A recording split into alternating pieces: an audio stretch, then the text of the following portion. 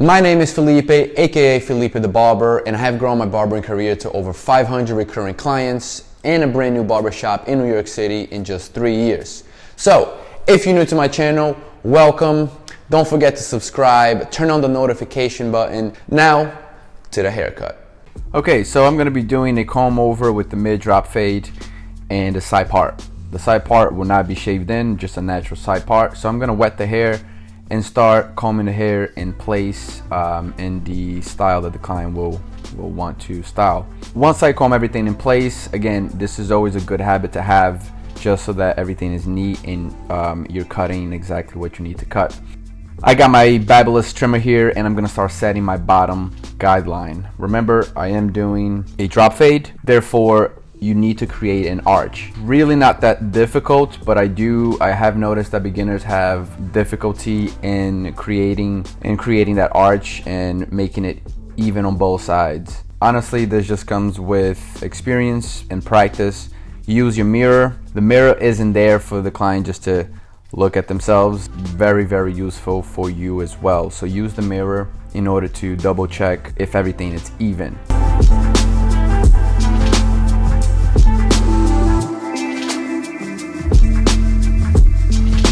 So as you see on the back here, I am exaggerating a little bit of that drop, because if you don't, then you're gonna end up, once you begin fading, the fade won't look like a drop. It'll look almost like a straight line. Before I move forward with anything else, I like to take my foil shaver here using the Braun Series 5, and I am making everything down to the bare skin. Once I have my bottom guideline, I am going to set my top guideline. I'm using a number 1.5 to set the top guideline. So I have a 1 guard with the blade open. I am using here one of those Amazon clippers for 30 bucks or something. I decided to buy one of these and just try it out. It's cheap, and if I like it, which I do like, it's a good backup clipper to have. Instead of setting the top guideline, I could have simply just begin fading up and take my half and start blending up. The reason why I like to set a bottom line and a top guideline is because it allows me to know where I am in my fade. It helps me not get lost in the fade.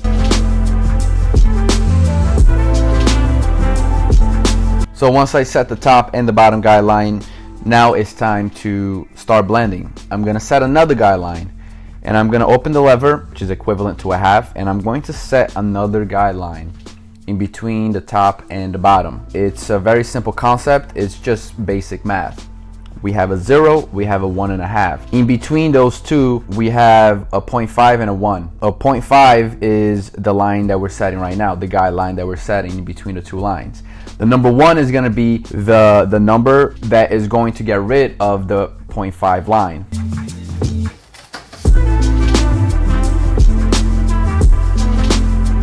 Okay, so once I have all those guidelines set in place, it's time to fade in the lines.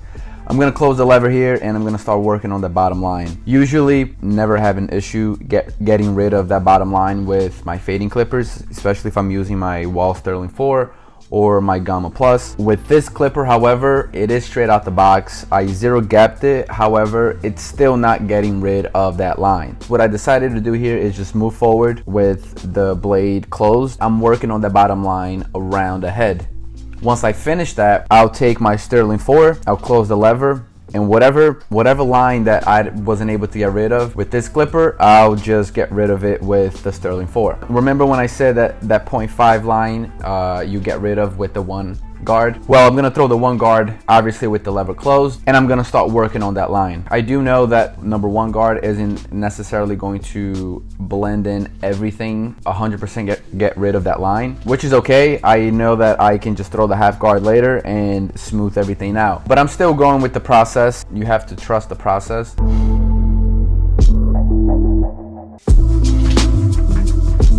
So I'm working on this line. As you see here, I am kind of like stretching the skin downward. As you see here with the half guard, I'm stretching the skin down, I'm stretching the skin up, I am trying to get rid of that line, which wasn't easy, but it is a $30 clipper. All things considered, the clipper worked pretty well, but it wasn't as easy as if I was using a Sterling 4.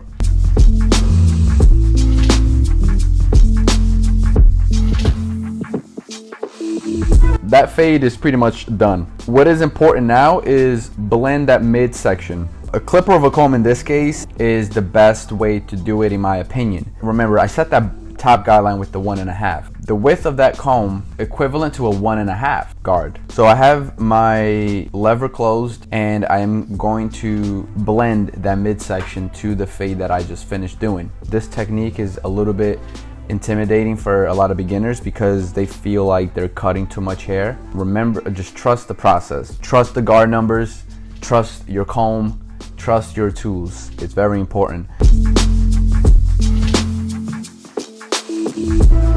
Now I'm just gonna start kind of like detailing that fade a little bit using my blending shears. You know, some dark spots here and there that I know that I can blend a little bit better.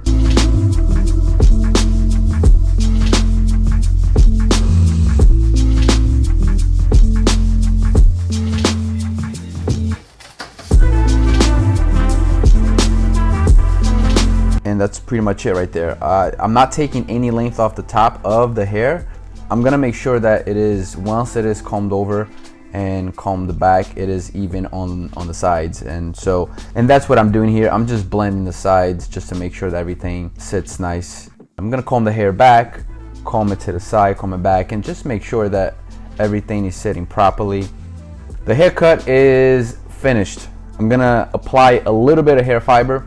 So I spray a little bit of that hairspray, and then I go on to spray the hair fibers, and then I'll spray the hairspray again.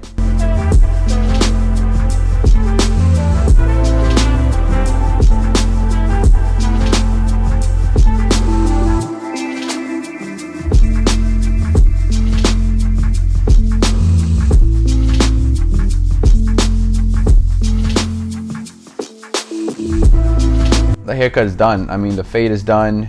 If you guys have any questions about this process or any technique, don't forget to drop a comment below.